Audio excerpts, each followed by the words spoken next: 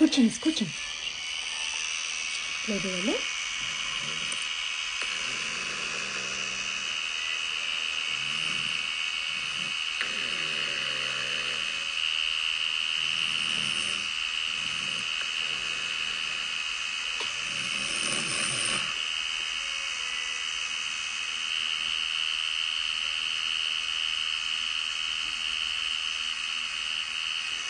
Está roncando.